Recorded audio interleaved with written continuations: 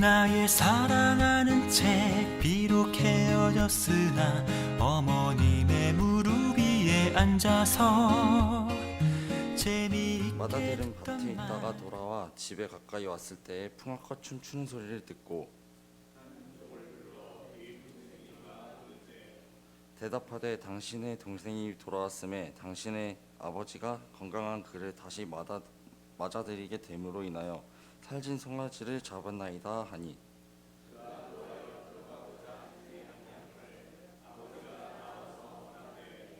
아버지께 대답하여 이르되 내가 여러 해 아버지를 섬겨 명을 어김이 없거늘 내게는 염소 새끼라도 주어 나와 내 벗으로 즐기게 하신 일이 없더니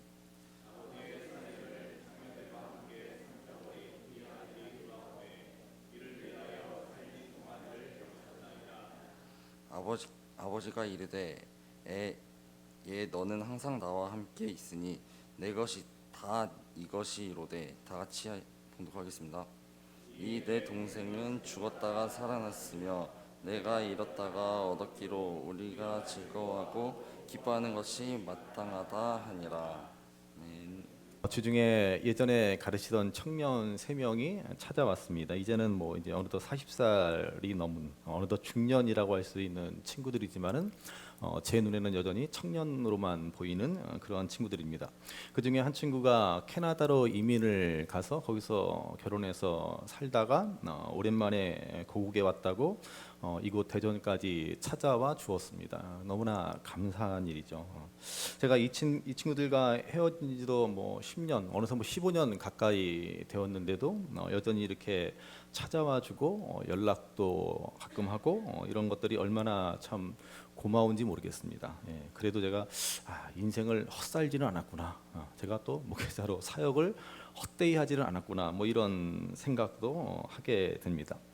그 예전에 청년 시절에요, 한 선배가 무심코 던진 말이 하나 있는데 그 말이 제 뇌리에 깊이 박혔습니다. 그 선배가 자주 섞인 한탄스러운 말로 하는 얘기가 나이 들어서 선배가 되었는데 찾는 후배가 하나도 없는 것처럼 서글픈 일도 없다라는 것이었습니다. 제가 이 말에 깊이 공감이 되었습니다. 네. 그래서 나도 나중에 선배가 되면은 후배들이 좀 꼭 찾는 선배가 되고 싶다. 꼭 그래야 되겠다. 뭐 그런 결심을 했던 기억이 납니다. 나이가 들어 선배가 되고 어른이 된다는 것은 내 역할과 영향력은 점점 더 커져가는 법이고 그렇게 어느새 다른 사람들을 위해 그늘을 만들어 줄 수 있는 그런 사람이 되어간다라는 것입니다. 그렇지만은 뭐 꼭 선배가 아니더라도 어느 정도 인생의 연륜과 경험을 가졌는데 찾는 사람 하나 없다. 그러면 사실 좀 서글픈 일이다라고 생각이 듭니다. 꼭 뭐 학식이 있고 재물이 있고 능력이 있어서가 아니라 그래도 제법 인생을 나름 열심히 살았는데 나를 기억해주고 나를 찾아주는 사람이 없다. 인생의 어려운 문제나 고민을 가지고 나를 찾아와서 조언을 구하는 사람이 없다. 그렇다면 좀 개인적으로 좀 안타까운 일이 아닌가라는 생각이 듭니다. 자, 그런가 하면 사실 이것은 단지 선배의 비극뿐 아니라 후배의 비극이고 우리 사회의 비극이라고 저는 생각합니다. 어려울 때 찾아가서 조언을 구하고 기대어 위로를 받을 수 있는 사람이 없다라고 하는 것, 정말로 본받고 존경할 만한 사람이 없다, 그런 어른이 없다라고 하는 것은 오늘 이 시대의 큰 비극이 아닌가라는 생각이 듭니다.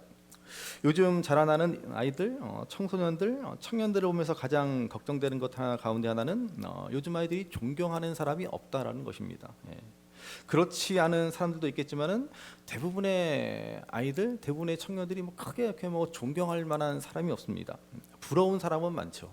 돈 많은 사람들이 부럽고, 연예인들이 부럽고, 어떤 뛰어난 재능이 있는 사람이 부럽고, 뭐 유명한 사람이 부럽기는 하지만 그 속에 존경이라는 것은 없습니다. 그 사람처럼 되고 싶다라고 하지만 그의 지위와 그의 재물과 그의 재능 같은 것을 나도 갖고 싶다라는 것이지 그 사람의 인격을 담고 싶다라든지 그 사람의 삶을 담고 싶다라든지 하는 것은 별로 없습니다. 한마디로 오늘 우리 사회는 그야말로 존경을 잃어버린 사회입니다. 우리 청년 세대들이 자라나는 우리 학생들이 개인주의적이고 버릇이 없어서가 아닙니다. 싸가지가 없어서 아이들이 어른들을 존경하지 않는 것이 아닙니다. 우리 어른들이 제대로 어른다운 모습을 보여주지 못해서 그렇습니다. 어른다운 어른이 없어서 그렇습니다. 요즘 우리 사회만을 봐도요, 소위 사회 지도층이라고 할 만한 사람들을 보면 정말 존경할 만한 사람들이 누가 있습니까? 그런 사람들을 찾아보기가 너무 힘든 시대이지 않습니까? 오히려 다른 사람들의 그늘이 되기는커녕 자신들의 입속과 배만 채우기에 급급한 모습들, 특권 의식에 가득해서 갖은 편법을 동원해서 자신들의 기득권만 지켜나가고자 하는 그런 모습만 보입니다.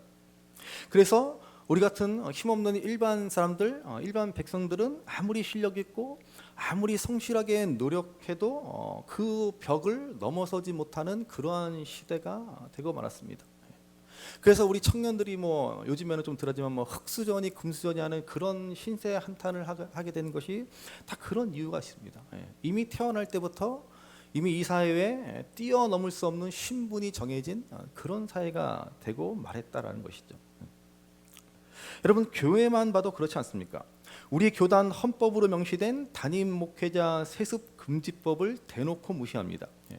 새벽 기도회 때도 말씀드렸지만은 우리 교단, 다른 교단도 아닌 우리 교단의 진주 남로에서는 이제는 아예 뭐 세습이 어때서 그러냐, 세습은 목회자의 당연한 의무이다라고까지 주장하면서 구약의 아론의 아들만 제사장이 될 수 있는 것처럼 담임 목사의 아들이 그 교회 담임 목사가 되는 것은 너무나 당연하다라고까지 주장하는 지경에 이르렀습니다. 제가 그 기사를 보고서 제가 정말 웬만하면 댓글을 안 다는데 거기다가 댓글을 남겼어요. 그러면 뭐 세습 인정할 테니까 구약의 제사장들처럼 토요일에 모여서 양이나 염소 끌어다가 불로 태워서 제사 드리라는 겁니다. 아니, 구약처럼 하려면 다 해야죠. 구약의 제사장처럼 세습을 해야 한다면 구약의 제사장처럼 짐승의 피를 가지고 제사를 드려야 하지 않겠습니까? 그러면 저도 인정하고 동의하겠습니다. 여러분, 이러한 주장이 얼마나 잘못된 것이고 결국은 우리 예수님의 십자가를 헛된 것으로 만들어 버리는 일입니다. 예수님은 우리에게 영원한 대제사장이 되셔서 단번에 자기의 육체로 영원한 화목 제사를 드리셨는데, 목사라는 사람들이 자기들이 제사장이라며 아들에게 목사의 자리를 세습해 주어야 한다라고 하니 정말 제정신들인가 하는 생각이 듭니다. 이건 여러분 목사들도 아니고 예수를 믿는 사람들도 아닙니다. 말도 안 되는 일이죠. 이러니 오늘날 젊은이들이 교회를 떠날 수밖에 없습니다. 이러니 오늘날 젊은이들이 존경이요? 무슨 존경은 무슨 존경입니까? 이제 존경할 만한 어른이 없는 시대를 살아가고 있습니다. 다시 말씀드리지만 여러분, 오늘 이 시대의 비극은 존경이 사라졌다는 것입니다. 어른다운 어른이 없습니다. 물론 기본적으로 부모라는 이유만으로, 어른이라는 이유만으로 우리는 존경하고 존경받는 것이 마땅합니다. 그러나 진정으로 존경할 만한 부모나 어른들이 많아져야 우리 가정은 물론이고 우리 사회는 건강하고 바른 가정, 바른 사회가 될 것입니다. 신앙생활에 있어서도 여러분 마찬가지입니다. 여러분은 인생의 어려운 일을 만났을 때 여러분 정말 신앙 안에서 생각나는 분이 있습니까? 내가 예수를 믿는 사람으로서 내가 이 문제를 어떻게 하면 좀 신앙으로 풀어나갈까? 내가 어떻게 하면 이 문제를 가지고 신앙으로 좀 살아볼까? 도대체 그 해답을 찾지 못할 때, 그래, 그분한테 가서 물어보면은 너는 답을 얻을 수 있을 거야. 그분한테 가면은 믿음으로 사는 것이 어떻게 사는 것인지를 알려줄 거야라고 여러분 그런 대답을 찾을 수 있는, 그렇게 찾아갈 수 있는 사람이 여러분 있으십니까? 물론 우리는 가장 먼저 하나님을 생각하고 하나님께 기도하고 하나님을 의지해야 하겠지만은 이럴 때 생각나고 찾아갈 수 있는 어른들, 그런 어른들이 여러분 우리 교회 안에 많아져야 합니다. 꼭 나이가 많아서 어른도 아니고 목사이기 때문에, 장로이기 때문에, 권사이기 때문에 어른도 아닙니다. 물론 그럴 수도 있겠죠. 그렇지만은 단순히 직분이나 나이나 이런 것들에 의해서만이 아니라 그분이 가진 재능이나 업적이나 능력이나 사회적 신분 때문도 아니라 정말 경건한 영향력을 가진 신앙의 어른들이 우리 교회 안에 많아져야 하는 것입니다. 이런 어른은 정말 하나님을 아는 분이십니다. 그분은 하나님의 선하신 성품을 자기의 삶으로 드러내시는 분입니다. 그리고 그분은 상한 심령이 무엇인지를 보여주시는 분입니다. 다른 사람의 아픈 사정, 다른 사람들의 고통, 다른 사람들의 아픔을 보고 함께 아파하면서 잘난 척하지 않으면서 나는 기도하니까 해결받았어, 나는 신앙으로 잘 풀어나갔어, 그래서 자기를 과시하고 자기의 무용담을 늘어놓는 것이 아니라 다른 사람의 아픔을 함께 아프면서 어떻게 하면 그 사람이 이 일을 믿음으로 잘 이겨낼 수 있을까? 어떻게 하면 그 아픔과 함께 동참해서 함께 기도할 수 있을까? 그렇게 상한 마음, 그렇게 애통해하는 마음을 보여주는 그런 어른들. 다른 사람들은 아무리 칭찬을 해도 내가 하나님 앞에서 얼마나 부족한 죄인지를 알기 때문에 정직한 모습으로 하나님 앞에 상한 심령으로 나아가서 자신의 하나님의 은혜를 구하는 그런 분들. 그리고 어떠한 상황에서도 오직 단단히 든든히 주님만을 바라보시는 그런 분들. 여러분, 이러한 어른들이 교회 안에 많아져야 하는 것입니다. 교회 안에 여러 사람들이 있고 또한 여러 재능과 능력과 실력이 있어서 이런저런 교회 안의 문제들을 척척 해결하고 여러 직분과 봉사를 감당할 분들도 필요하겠지만은 정말로 우리 안에 꼭 필요한 분들이 바로 이러한 어른들입니다. 우리가 개인적으로나 교회적으로나 어렵고 힘든 일을 만날 때 이런 어른들이 많다면 우리 교회와 성도들이 어떤 어려움 가운데 있을지라도 든든하게 설 수 있는 큰 힘이 될 것입니다. 감사하게도 제가 굳이 말씀드리지 않아도 우리 교회에는 이러한 어른들이 많이 계십니다. 아니, 사실 많지는 않습니다. 많지는 않지만 우리 성도 수에 비해는 많습니다. 너무 감사한 일이죠.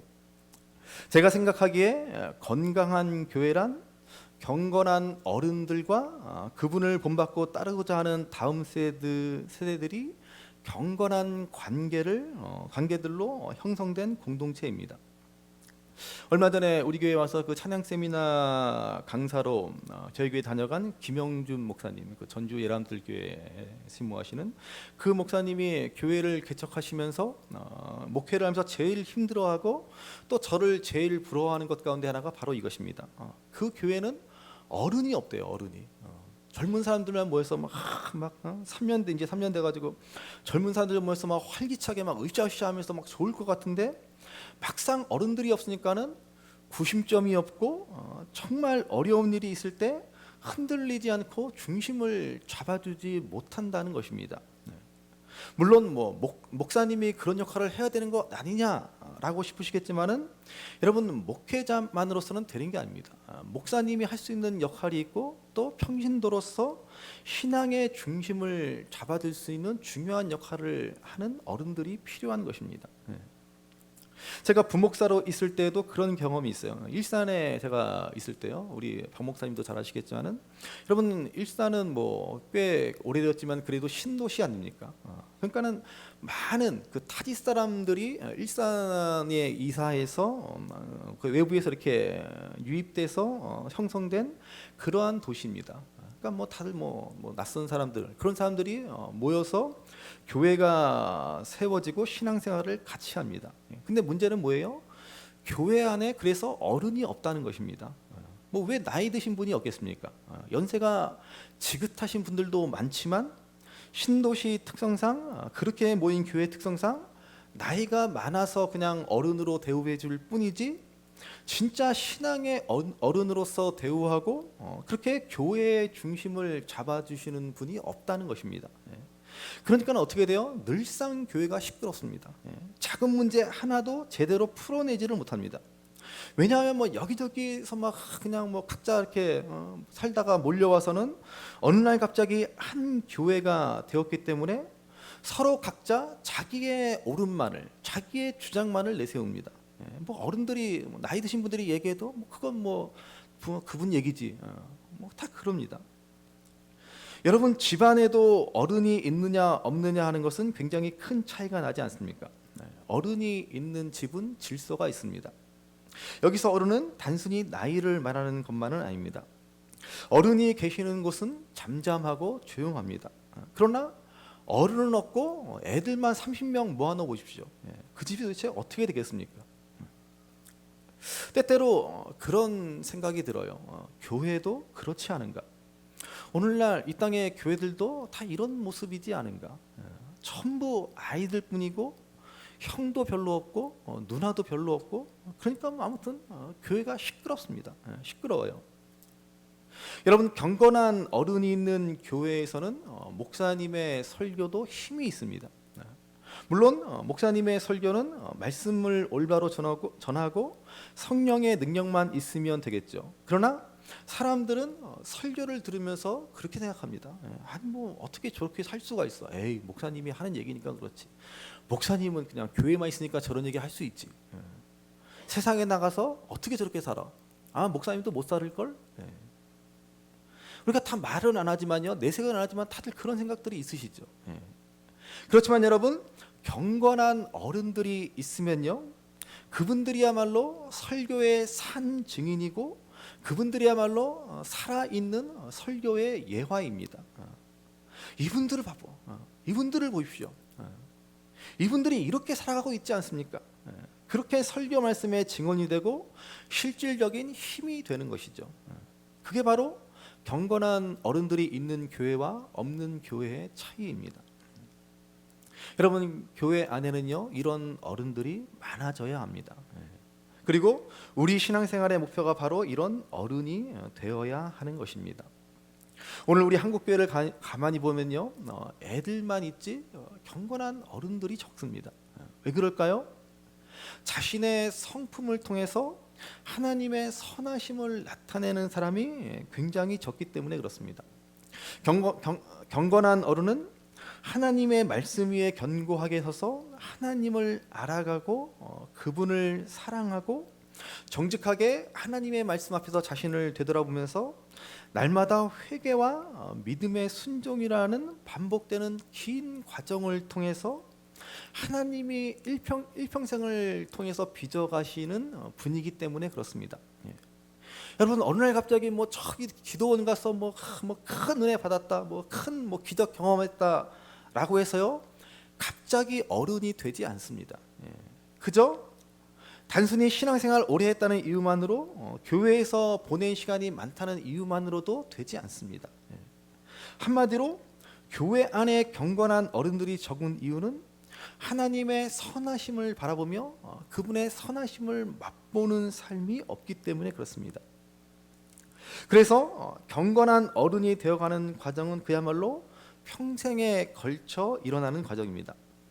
성경이 가르치시는 선하신 하나님께 초점을 맞추고 평생에 걸쳐서 하나님을 바라보는 우리의 왜곡된 시각이 날마다 말씀을 통해서 새롭게 교정되고 또 교정되는 것을 경험해야 합니다. 여러분, 성경은 하나님에 대한 우리의 이 왜곡된 시각을 고쳐주는 이야기들로 가득합니다. 오늘 우리가 읽은 누가복음 15장의 말씀이 바로 그런 말씀입니다. 오늘 우리가 시간 관계상 전부 읽지 않았지만 사실은 본문은 11절부터 시작됩니다. 우리가 너무나 잘 아는 소위 돌아온 탕자의 비유라고 하는 말씀이죠. 여러분, 그렇지만 사실 이 제목은 잘못된 제목입니다. 많은 사람들이 이 비유의 초점을 둘째 아들에게만 맞추기 때문에 잘못 붙여진 제목입니다. 사실 이 비유의 초점, 이 비유의 주인공은 아버지입니다. 아버지. 예수님께서는 이 이야기를 통해서 아버지의 마음을 보여주시고자 하는 것입니다. 그래서 이 비유는 기다리는 아버지의 비유라고 하는 것이 정확한 제목이 될 것입니다. 예수님은 이 비유에 등장하는 아버지를 통해서 하나님 아버지의 선하심을 보여주고 계시는 것입니다. 자, 우리가 이 비유를 잘 알지만은 간략히 요약해 보면 아버지에게 두 아들이 있습니다. 하나는 집에 있는 아들이고 또 하나는 집을 떠났다가 돌아온 아들입니다. 이 두 아들은 모두 다 우리들을 대표합니다. 기독교 신앙을 떠난 적이 없이 살아봤기에 은혜의 감격도 하나님 아버지와 사랑에 대한 특별한 감사도 느끼지 못하고 살아가는 아들이 있습니다. 그렇게 시간이 흘러가면서 그 아들은 자기가 누리는 모든 것이 은혜가 아닌 마땅히 누려야 할 권리라고 여기게 됩니다. 이것이 바로 첫째 아들의 모습입니다. 한편 아버지의 재산을 받아가지고 멀리 타국으로 떠났다가 인생의 파산을 경험한 후에 결국 자신이 누구인지를 깨닫고 아버지의 집으로 돌아와 아버지의 품에 안긴 아들이 있습니다. 그는 은혜를 알았고 아버지의 선함을 경험했습니다. 그리고 그에게는 감격과 감사와 눈물이 있습니다. 그것이 바로 둘째 아들입니다. 아버지는 이 두 아들 모두를 기다려 주시는 아버지입니다. 자, 둘째 아들의 이야기는 우리가 잘 아는 이야기입니다. 오늘 우리는 첫째 아들의 이야기에 한번 초점을 맞추어 보겠습니다. 자, 둘째 아들 탕자가 돌아와 잔치를 벌이던 날, 첫째 아들은 이날도 어김없이 밭에 나가 일을 하다가 해질녘에 집으로 돌아오고 있었습니다. 그는 게으르지도 않았고 방탕하지도 않았습니다. 어쩌면 그는 한 번도 아버지의 말씀을 어겨본 적이 없는 그야말로 착한 아들이라고 할 수 있습니다. 그는 둘째 아들과 늘 비교되며 동네 안팎에서 마을 사람들에게 늘 효자로 소문난 아들이었을 것입니다. 그런데 이 아들이 아마도 처음으로 아버지에게 반기를 듭니다. 자, 오늘 본문 29절을 한번 보시죠. 29절 같이 한번 읽어 보시겠습니다. 아버지께 대답하여 이르되 내가 여러 해 아버지를 섬겨 명을 어김이 없거늘 내게는 염소 새끼라도 주어 나와 내 벗으로 즐기게 하실 일이 없더니. 자, 첫째 아들의 말처럼 그는 여러 해 아버지를 섬기면서 한 번도 명을 어겨본 적이 없는 참 착한 아들입니다. 그럼에도 불구하고 이 이야기는 이 첫째 아들, 이 맏아들이 얼마나 비참하고 가련한 사람인지를 보여줍니다. 왜냐하면 그는 행복하지 않습니다. 그는 기쁨보다 의무감에 사로잡혀 살았습니다. 여기 명을 어기지 않고 아버지를 섬겼다는 그의 말에는 자부심보다는 섭섭함이 느껴집니다. 세월이 흘러갈수록 분노가 쌓여갑니다. 결국 그 기쁜 날 그는 아버지의 기쁨에 동참하지 못합니다. 여러분, 우리가 하나님을 섬기고 살아가는 것이 겉으로 볼 때는 아무 문제가 없는 것 같지만 속에 아무 기쁨도 없고 그저 의무감과 더불어 섭섭함, 분노, 원망이 쌓여간다라고 하면 그것은 상당히 심각한 문제입니다. 여기에는 아버지에 대한 사랑이 없습니다. 그들은 행복하지 않습니다. 아무리 신앙이 좋아 보여도 아무리 사람들의 인정을 받아도 마찬가지입니다.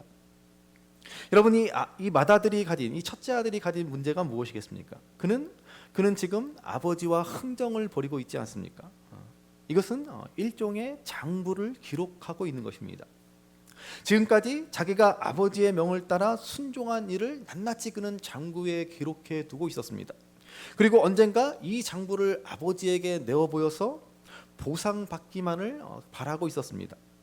그는 많은 세월을 꾹 참으면서 장부를 기록하면서 언젠가 내가 아버지한테 다 받아낼 거야 라는 생각으로 살아온 것입니다. 그러니 이 맏아들, 이 첫째 아들의 마음을 채우는 것은 기쁨이 아닌 의무감뿐입니다.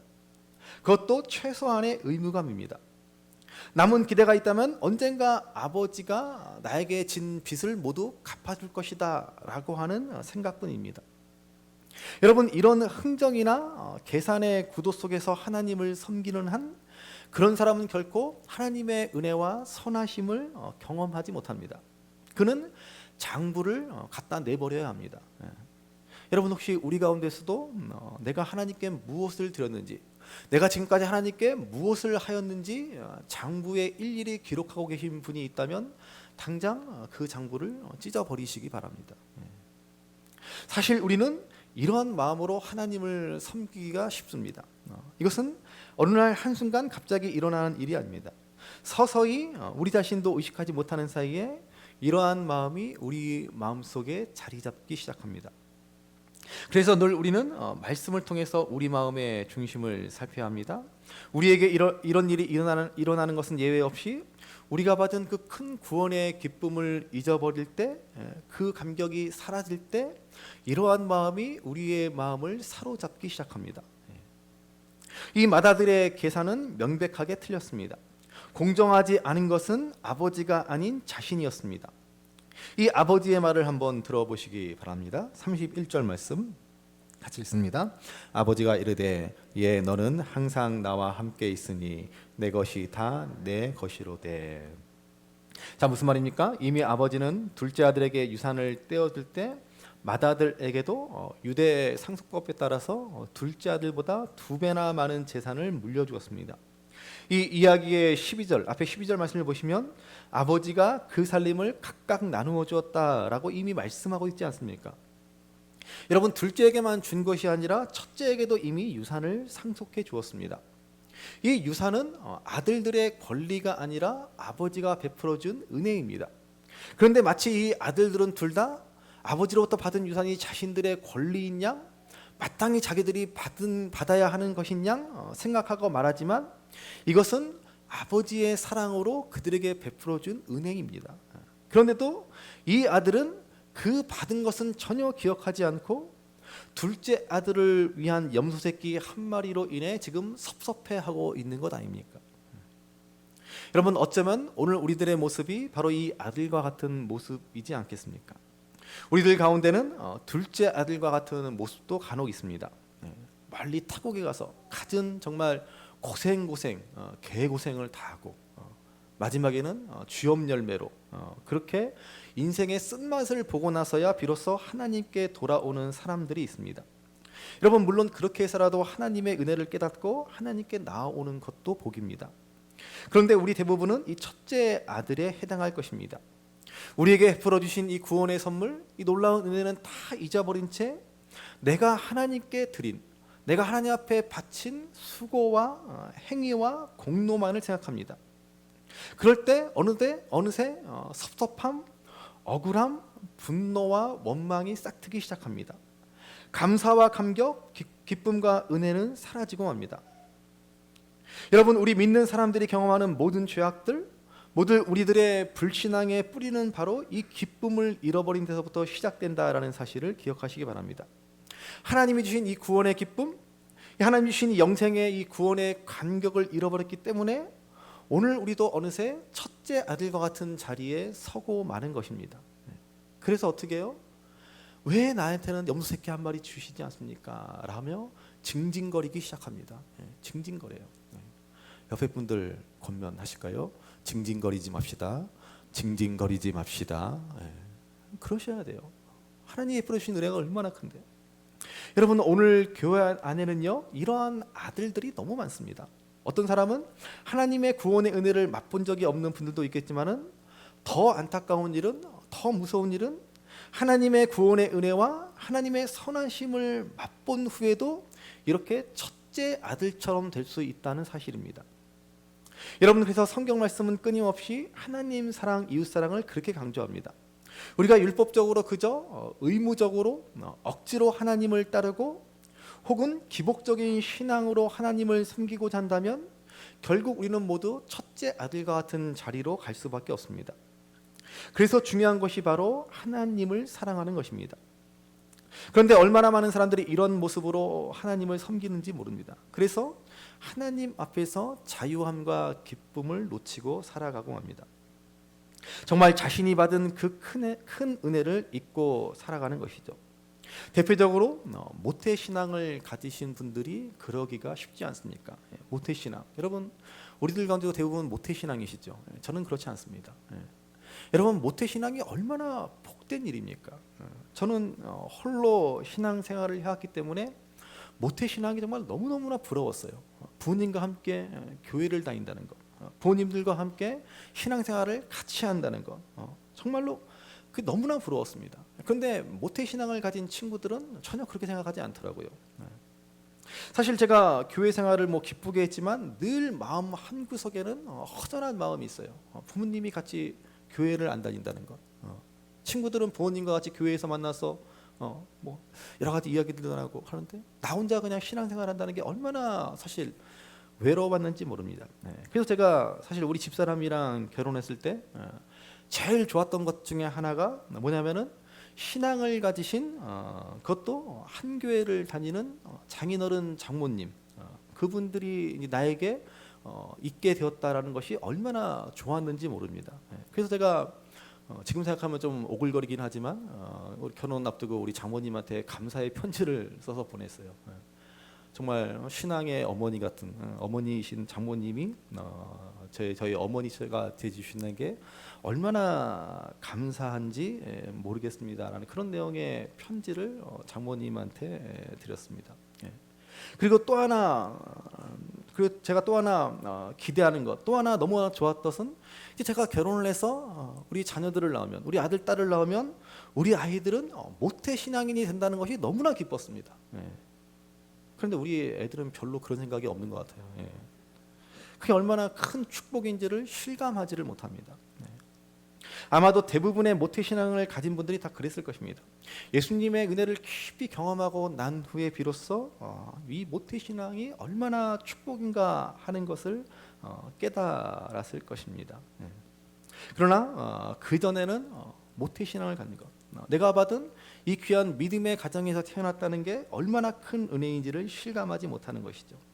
내가 지금 누리고 있는 게 얼마나 큰 축복인지를 모릅니다. 오늘 큰 아들이 바로 그런 자리에 있는 것입니다. 사실 둘째 아들과 같이 그렇게 깽판치고 결국 인생의 나락으로 떨어져서 쥐엄 열매를 먹고 나서야 하나님 앞에 돌아온 분들이 있습니다.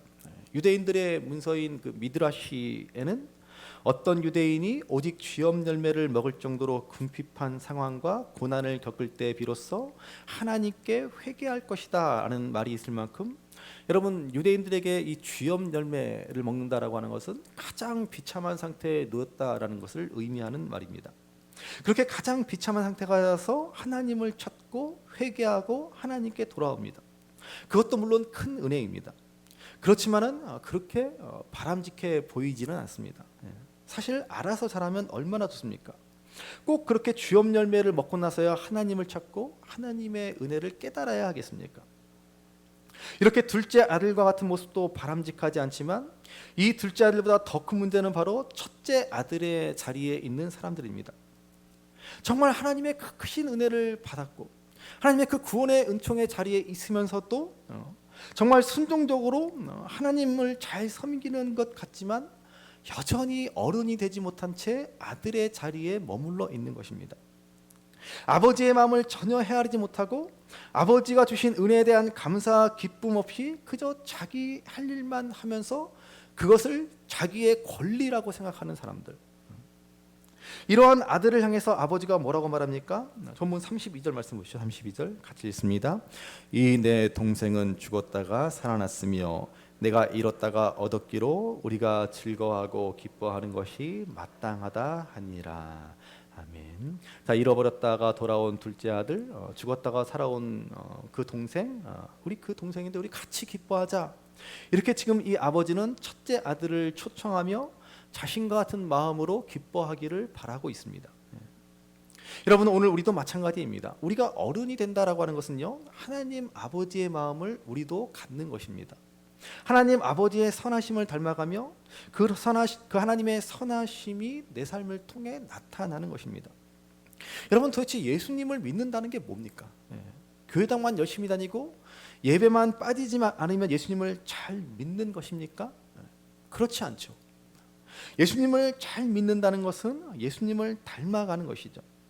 하나님을 점점 더 알아가면서 성경을 통해서 그 성경을 경험하면서 그 성경에서 하나님의 사랑을 깨닫기 시작합니다.